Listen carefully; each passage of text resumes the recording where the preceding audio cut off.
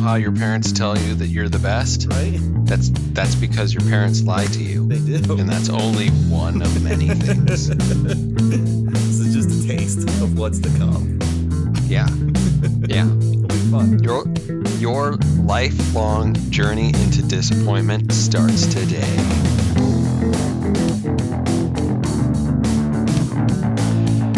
Hello everyone, and welcome back to the Wednesday Night Gentlemen Multimedia Empire official podcast.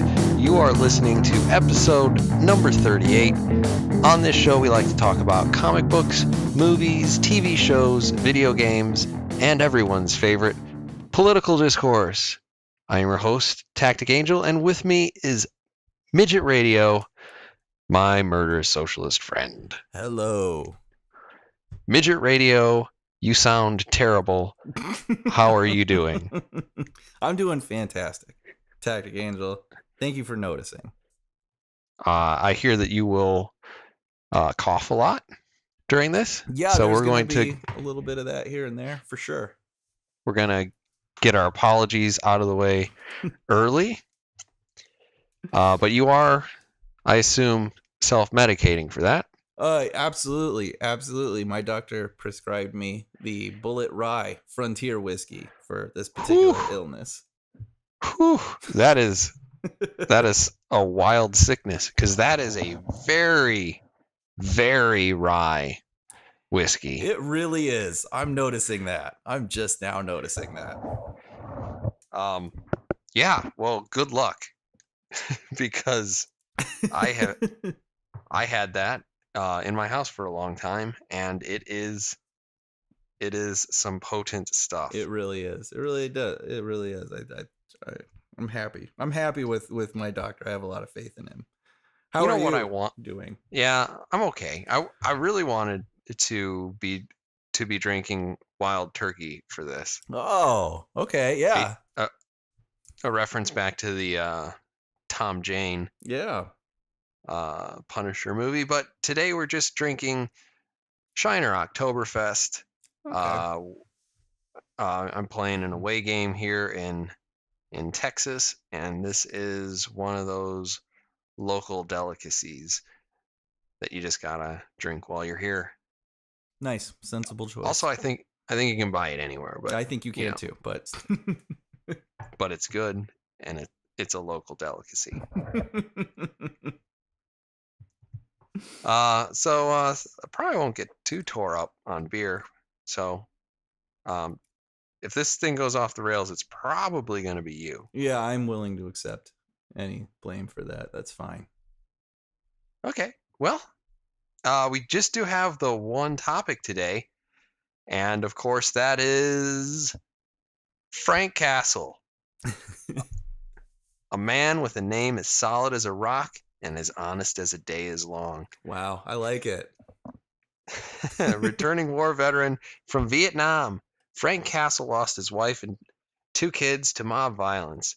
When the justice system failed to punish those responsible for their deaths, he did, and the Punisher was born. Born out of that social unrest and rampant violence in the 70s, the Punisher has become one of the quintessential modern comic book takes on the vigilante anti-hero. Very much the anti-Batman. Frank Castle loves weapons of all sorts, mostly guns. He has no reservations when it comes to kidnapping, extorting, torturing anyone who he feels he needs to in order to get at those in charge of crime. And when he finds his man, he kills them. A favorite among fans who watched the Daredevil Season 2 Netflix show,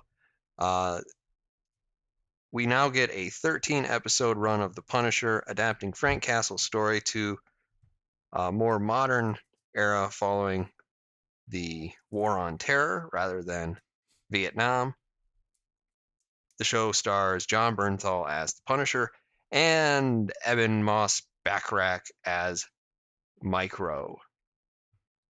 Midget Radio, first impressions, The Punisher. And this is based on the first 6 episodes of the series, and so far I'm actually like pretty surprised by it. One, the turnaround time, because I mean, correct me if I'm wrong, but they definitely did not have any plans for a Punisher series prior to Daredevil season 2, right? That's my understanding. Yeah. So, I think what they've produced in the wake of that, and the amount of time that they had to produce it in, is actually pretty remarkable.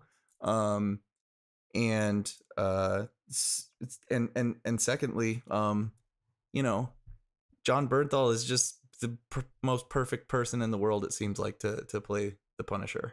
So yeah, I mean, overall, I'm digging this show. Actually, even maybe a little bit more than I thought I would. I kind of thought going into it, it might be difficult to stretch a Punisher story over, the standard 13 episode Netflix series that all these series have had. But so far, I've been into it. Okay. I have to say that I was expecting something a lot dumber than what we're getting. Yeah, that's fair. Yeah. Actually, what we're getting seems to be pretty thoughtful, and particularly when John Bernthal is on screen, just pretty much flawless in terms of his interpretation of the Punisher. He is just tell me what you think about this, but he is just immediately compelling. Like, he doesn't even have to be doing very much on screen to be interesting to watch. His movements, his facial expressions, just the whole persona that he's crafted for this character is immediately interesting to watch. I'm just surprised at how much, I guess, call it charisma, that he seems to have on screen.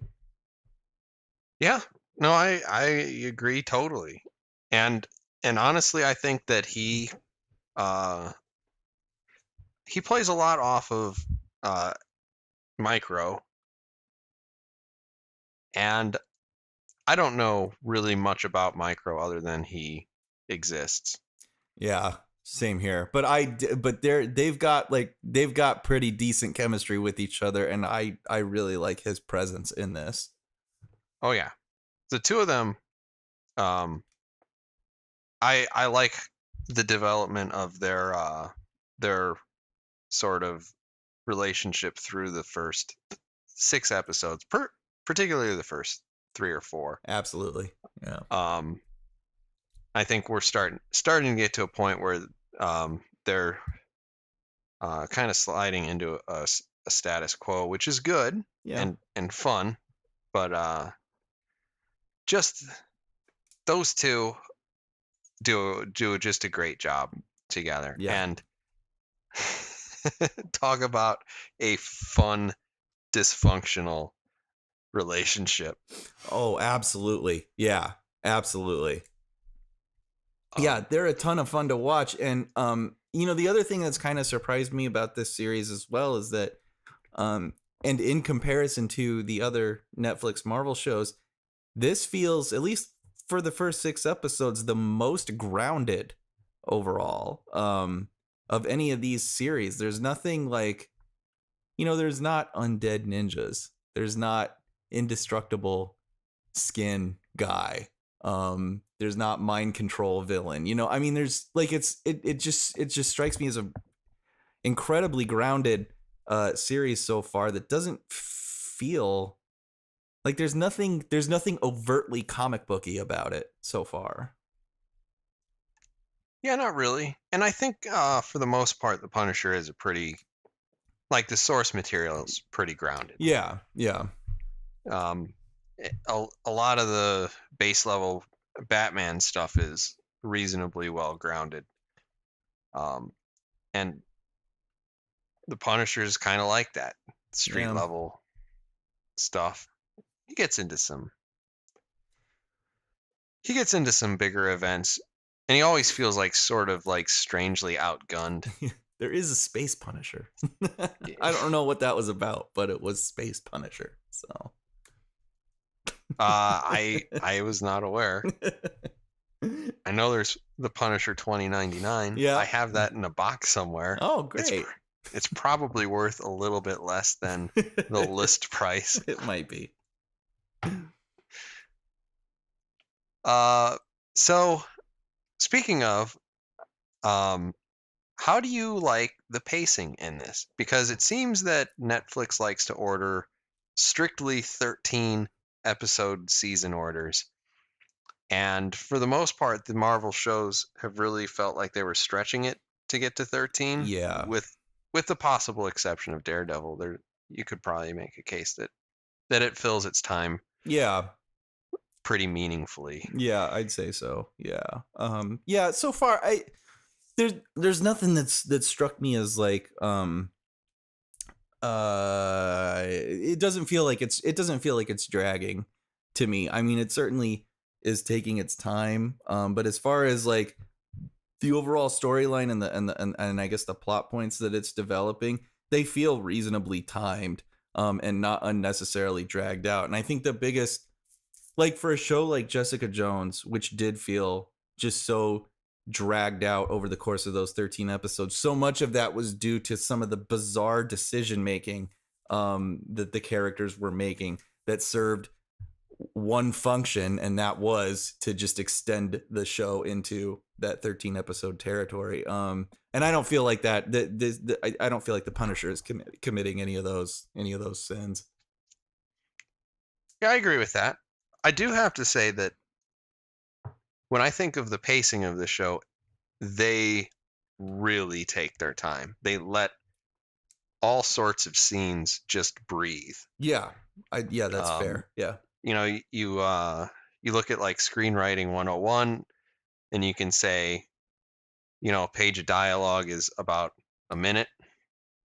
I think it's closer to 90 seconds or 2 minutes here. Yeah. Because there are a lot of people who have who fill the space with a lot of pregnant pauses and just, you know, emotional soul searching. And I actually find it really, really pretty compelling because for the most part, I think the performances of the secondary characters are also compelling. Yeah, I agree with that. Some of them are fairly strong. Some of them are a little weak. But for the most part, I'd say the more ancillary characters are themselves interesting enough to carry their own scenes. So yeah, none of that feels wasted at all. Yeah. I mean, I like pretty much every minute of it. In terms of the slow scenes. Did you notice anything about the score? I hear a lot of blues here and there, and a lot of guitar driven music, which is just fantastic. That's primarily what I noticed. I did notice that when there is music, it's got some funk. The thing that I noticed the most is the number of scenes that are just dead silent. Yes, yeah, there is a lot of that. Yeah. And I would think like normally I would start to get bored, but I'm piggybacking off of this question really just to see if you had noticed it too. that in spite of it, I'm still into what the characters are going through. Yeah, absolutely. And are we doing a spoilers section or we will? Yeah. Okay. Cool. So yeah, and as I know, the reviews have talked about like the level of violence in this show. I feel like it actually hasn't been as bloody as I thought it was gonna be, and honestly, I still think like season 2 Daredevil, particularly the Punisher scenes, were a hell of a lot more violent than anything we've seen so far. In particular, the prison fight in Daredevil when he's got that shank. Yeah. And that was fucking brutal. And I don't think I don't know. I mean, this has been a little tamer, I guess, actually, than I thought it was going to be. I'd say that, like, though you pretty much do have a spot of action in every episode, I Yeah, think yeah, it's not gratuitous, and not it's at not all. like I think. I mean, if you go back to a really well made movie that's just a really well made comic book movie, you go to Batman Begins, and the first time you walk out of Batman Begins, you think back and you're like, well, it was a really good movie, but there's like 2 fight scenes in it. Yeah, yeah, And then you actually have to think back, and there are significantly more than 2 fight scenes in it. It's just that there's an indulgent way of doing a fight scene, and you can go full on, RoboCop squibs. yeah. And that's Endless squibs. you can do that, Yeah, or you can do, like, on the far end, something like Batman Begins, where the violence is in service of the plot and not so much, like a spectacle unto itself. yeah, yeah, And I think the Punisher, at least so far, has been a lot closer to the violence is in service of the plot. And Frank Castle isn't just a mindless monster right, yeah, who kills them all. He has a lot of depth and complexity, and we saw some of that in Daredevil. And I was actually surprised that they're kind of building off of that and showing other sides of his personality yeah, and keeping him interesting. yeah, absolutely, yeah. Are there any things that you didn't think worked before we get to Um, giving this a preemptive rating? And maybe we'll tackle a little bit of this in the spoilers section, but Micro's family. I don't that most of that is dead weight to me. But that's the only thing really that I'm just not into in this series so far. I actually like that, because I think it gives Frank an opportunity to show that he is more than just a murderer. Yeah. And I think it also helps Micro and his sort of, I don't know. It's hard to explain in a non-spoiler way, Yeah. but yeah. I think it helps his character to some degree, and we can talk about that more. If I were to complain about anything, I would say that Agent Stein and Agent Madani, Madani, Yeah, something like that. they are, I can tell, probably necessary, Yeah. but man, they have almost no chemistry together. Yeah. And for that matter, the only lines that kind of come off as just complete stinkers are delivered by Amber Rose Reva, and she just drops a few, and they're is that did you read that off of a piece of paper? What was that? Was that the best take? Yeah, I don't know. I don't know what to think about her. I can't tell if it's the writing or if it's her or if it's both. Because I don't think they've given her a lot to work with either. But yeah, we can talk more about that in spoilers. Okay, well, let's get the obligatory old school Netflix rating Old school. out of the way. Midget Radio, 1 to 5. What would you give The Punisher first half? I think what the hell? I'll go with a 4 right now. I'm at a 4. Okay. I had a feeling that you would probably like this show. Honestly, with the exception of the two people from Homeland, I have enjoyed every moment of this, even the hard to explain connection between Lewis Walcott and the rest of this plot. But I have a feeling I understand why he's there. I would probably say I'm sitting at a 4.5 right now. Wow. Impressive. Honestly, this is, if they can keep pace, and usually the issue with these Marvel Netflix shows is that they kind of do something stupid around episode 9. Yeah. But if they can keep pace, I would almost expect that I will enjoy this more than Daredevil, which is... That's unbelievable to me.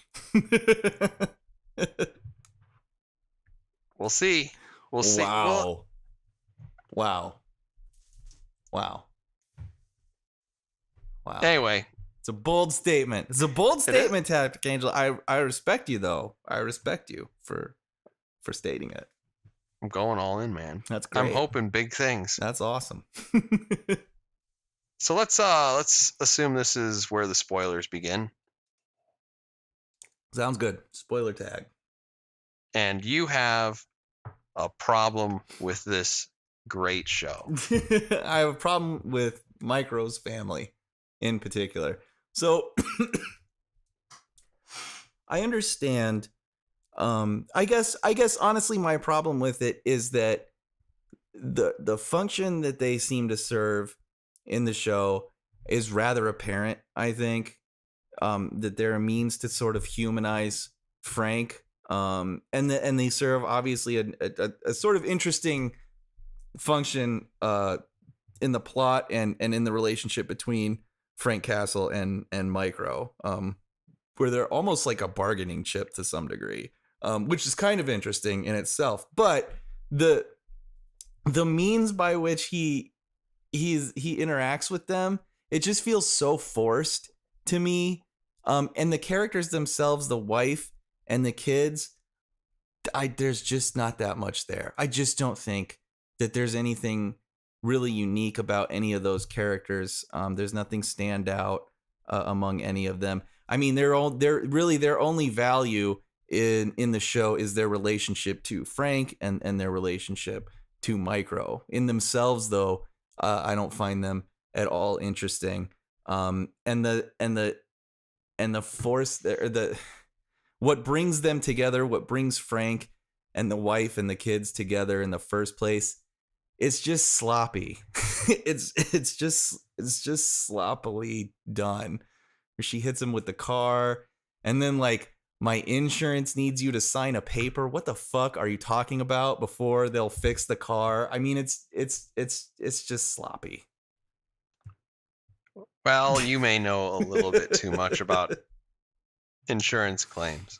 That's possible, but it makes no sense. It makes no sense at all. So I don't know. That stuff is just like, if it was better written, and if particularly if she was a more interesting character, then I would feel differently about it. But because there's not much behind her or her two kids, then they just become this sort of mechanical part of the show that's designed to flesh out Frank. And I guess maybe Micro. It's Frank and Micro too, because he has kind of a voyeuristic relationship with his own family, who thinks he's dead. Which would be more interesting, actually, if Frank wasn't interacting with them at all. I would actually be into it more. If we never talked to them, if we never had to deal with them, they were just people that he watched on TV, I would like that more. But I don't know. There's something about it when he's just like, he shows up at the guy's house and he's just messing with Micro. You know, he's just messing. That first part of it, yeah. When he first, that part I enjoyed. And then later they have a fight. And it's like, whatever, I'm leaving. It's like, where are you going? I'm going to go see your wife. And it's like, it's just something that you would say if you were like trying to razz your friend. Yeah. That was like kind of like, offhand, I'm going to go pork your old lady sort of thing. But he's actually going to go talk to her. And it's just funny to me. Yeah, but that's it. But that's, I mean, then they're just a function of the, there's nothing interesting. They're just tools at that point. So it's like every scene that exists between him and 3 tools, that's all it is. It's just a little, it's just, I don't know, it's just a little boring. I could use less of it anyway. I don't think it's bad. I don't think that it's bad. And I hate children acting in shows. Yeah, they should not be allowed to act in shows.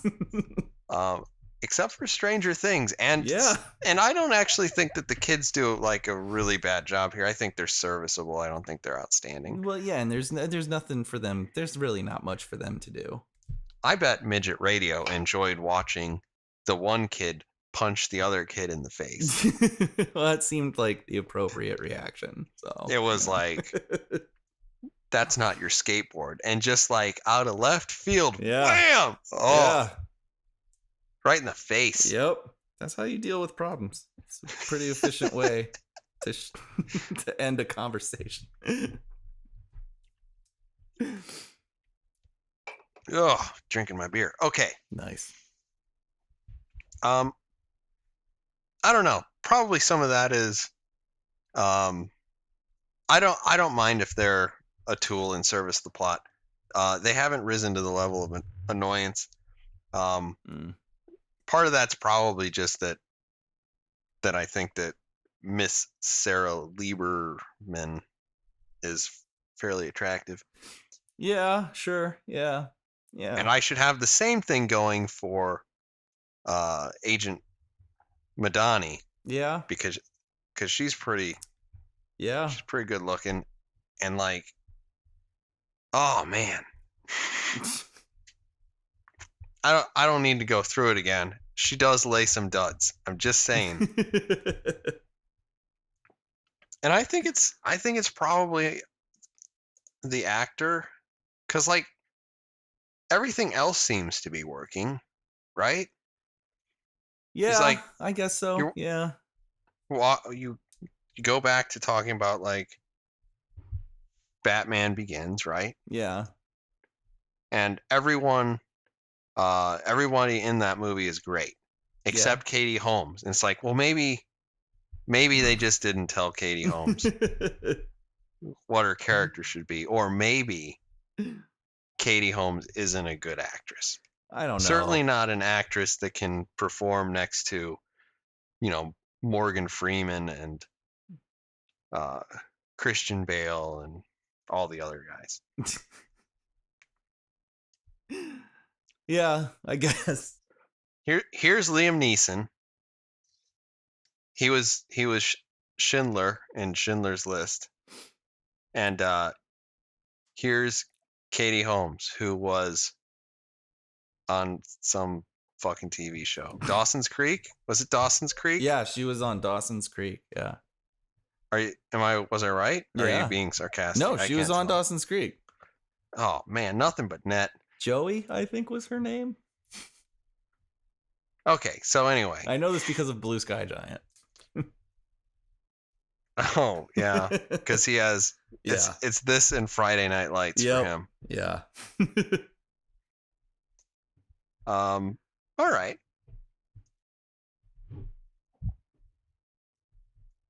I don't know what other spoilery things I want to talk about.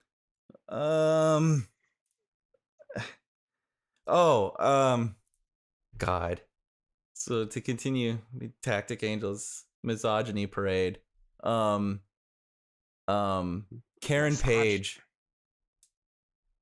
Do you think that she greets everybody, or that like every conversation that she has with another person either begins or ends with her in tears? Because that's the impression I get. And it's just annoying after a while. So I don't love Karen Page, and again, another person that their physical beauty should override a lot of character flaws, but they just have so many character flaws. Yeah. But it's just I don't know. I do think that that's like one of the low points for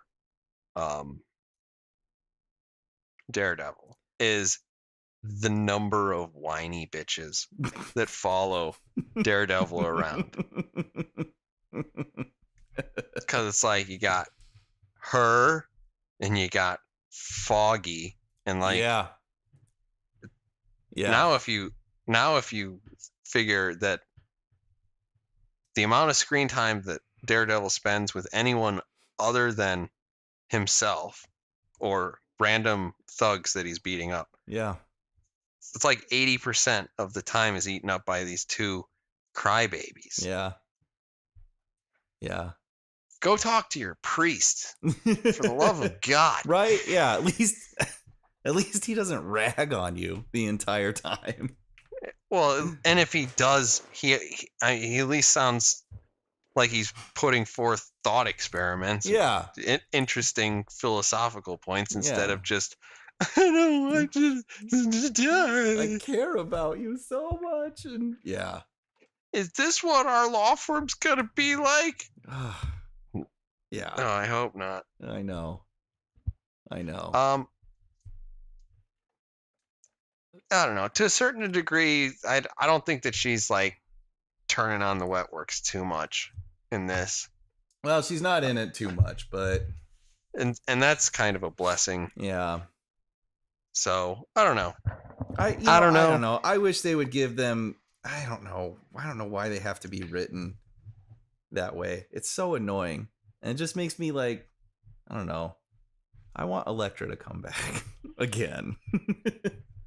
Yeah, Whatever. She doesn't cry, really. It's just she doesn't. It's not a bunch of fucking whining.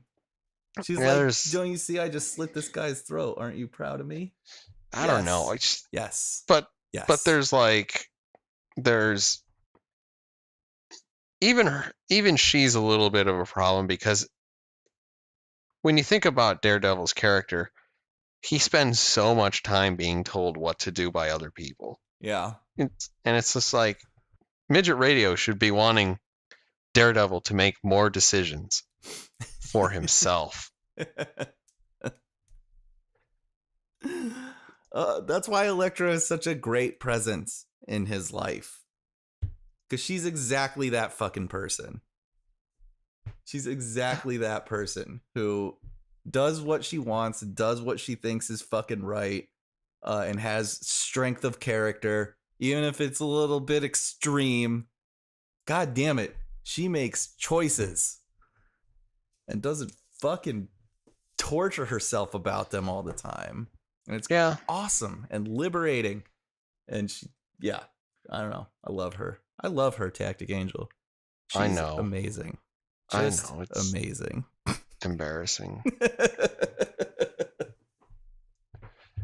So, I guess one thing that I would be interesting to think of what the. All right, I'm gonna do that for real. All right. One thing that I would be interested in talking about is, what do you think of all of the extra military guys? Because we've got his buddy over at Anvil. We've got Lewis Walcott, who's had a real rough go of it, and then we've got Curtis Hoyle, who, I mean, I think is doing a really top-notch job. But tell me, what do you think about that? What do you think about where this is all going, etc.? I can't really entirely. So it's interesting that most of the military scenes seem to center around the kind of whatever PTSD like self-help group. Mm-hmm. I have actually found all of that really engaging, like surprisingly so. And it has felt so incredibly ancillary to I guess the main plot with the Punisher, and despite that, I think those scenes are still like pretty interesting in themselves, and I don't know why. I guess they just feel kind of honest. They feel like pretty legit scenes, and are just interesting in their own right to see some of these characters talking about their experience in battle and what it's like to come home. I don't know if it's just that those sort of stories are interesting in themselves, or if it's particularly well written or particularly well acted. But I've been surprisingly engaged in all of that stuff. Yeah, I was a little bit surprised, and there's a part of me that really wonders what they're doing with Lewis, who at the end of or not season, episode 6, gets himself into a little bit of trouble. Yeah, okay, so Lewis is the younger guy who clearly has like significant a significant issue trying to reintegrate. Yeah. Sleeping in a hole. Yeah, and so he kills the asshole who never actually was in Vietnam but pretended to be a vet, and has a real problem with the government and all that shit.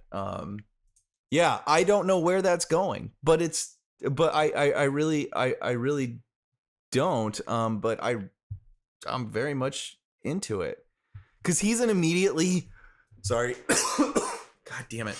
He's an incredibly interesting character, I think, in himself, like in his own right, and his journey has been interesting. He's at once sympathetic and at the same time, off-putting and kind of frustrating, where you just kind of want to grab him and say, calm the fuck down, man. You're home. It's like, Jesus Christ, settle down. But I mean, immediately sympathetic, and yeah, I mean, he's just a compelling character, and that's quite an achievement, I would say, for a fucking comic book show where we're supposed to be watching the Punisher the entire time. Yeah, well, and I kind of wonder if he is actually going to have anything to do with Frank's storyline, and there's part of me that's kind of like, I kind of hope he doesn't. I feel like he must. I mean, I got to imagine that's going to connect up somehow, but I have no idea how at this point. Yeah. I wouldn't be disappointed, though, if it didn't ever connect. So I think, I mean, if it would be an interesting writing decision if he didn't, because Frank Castle clearly has some of these issues too. Oh yeah. I love that scene after he gets shot, and he's at Thanksgiving all of a sudden, and it's like, oh, everybody's getting together. Welcome back, Frank, right? And his wife and his kids are there, and Micro's there with his family. Yeah. And then comes over with the little hand, and then tosses it up in the air, and then there's all these leaves or hands falling from the sky, and then like that scene changes so quickly. Yeah. And you see Frank go from like, oh, I'm having a great time, and then all of a sudden he's like strapped down to the chair, and then like his face just goes straight to like, I don't know. Yeah. What a great scene. Yeah, that was a fantastic scene. I also liked his confession. I forget who he was even talking to. But when he was talking about, he loves his kids, and he loves his wife, but there were days when, he'd much rather be fucking neck deep in bodies. And that he loves being a fucking Marine, and he loves this shit, and he's like, that's something I have to deal with. I like doing this shit, and sometimes I like it more than hanging out with my fucking kids. Like that's an extremely, it's crazy, but it's also just extremely human. And it's part of what makes him such an interesting character. Yeah. Yeah. Oh, it's all great. Yeah. So, like, it would be interesting though if they went along and we see Walcott's story kind of run parallel, but Yeah. never intersecting. Yeah. And just like Frank Castle is a fucking superhero. Yeah. I mean, he is. Yes. He has no superpowers, but I mean, he is every bit as unrealistically superhuman Absolutely. as at least Bruce Wayne. Yeah. Though he accomplishes it through more underhanded instead of just money. That's true. That's true. So it'd be interesting, and maybe have Lewis's story not end well, and try to get people to care more about that whole situation, which is a very real situation for tons of people. And then, of course, the Punisher can go on being the Punisher. Yeah. Ad infinitum, as far as I'm concerned. Fuck yeah. Hell yeah. Keep getting revenge. It never gets old. The world's gonna end. I've got one more thing to do. Shit, yeah.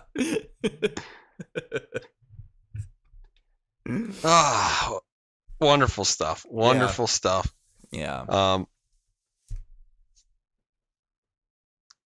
I'm not sure. I thought I almost had another question or another statement. I like his buddy. I like all these things. I like everything except for the Homeland people.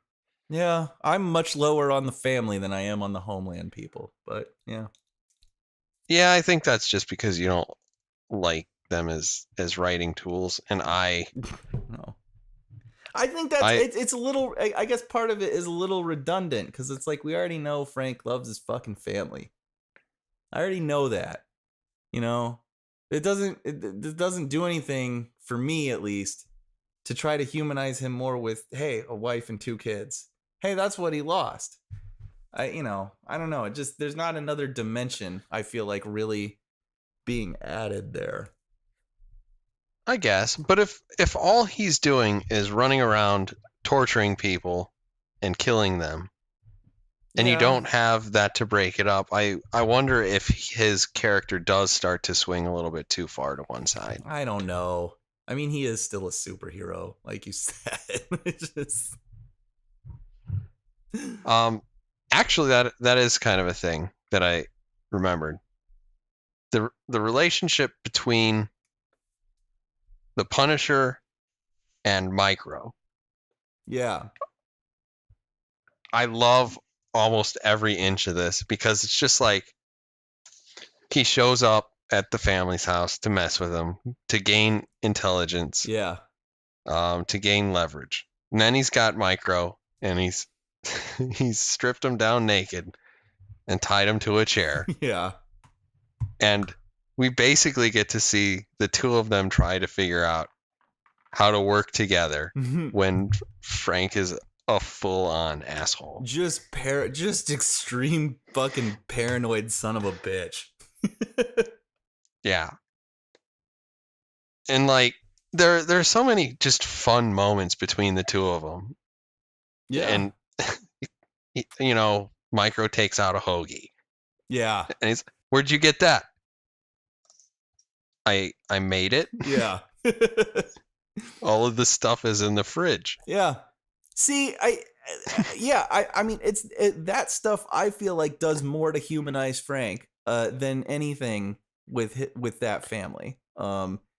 His human being relationship with Micro, to me, is so much more potent than wife, kids. angle. So yeah, I don't know. I guess that's part of it. It feels a little. The family just feels a little redundant to me.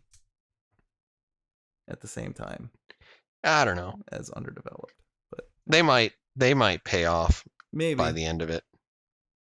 she takes her shirt off. Boom, boom.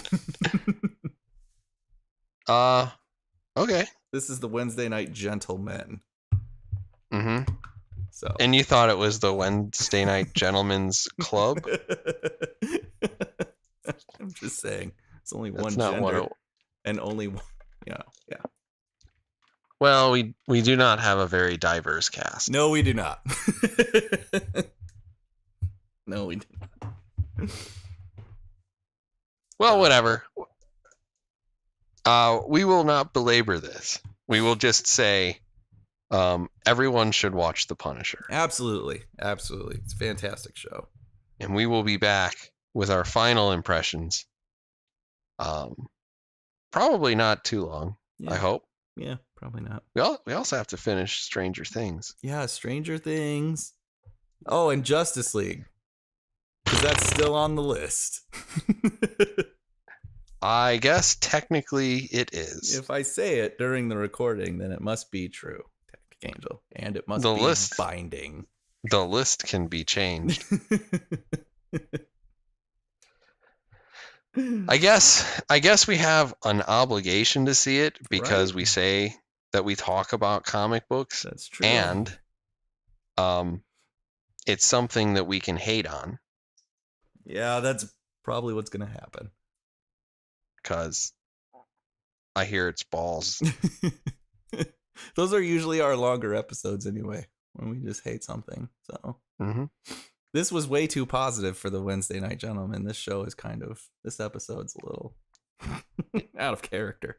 Yeah, next time we'll be reviewing the Twilight movies. That'll be pretty fun. And the season finale of One Life to Live. But just the season finale. Without any context. No Feel context. it's pretty good. I bet it is. I bet it's actually kind of interesting.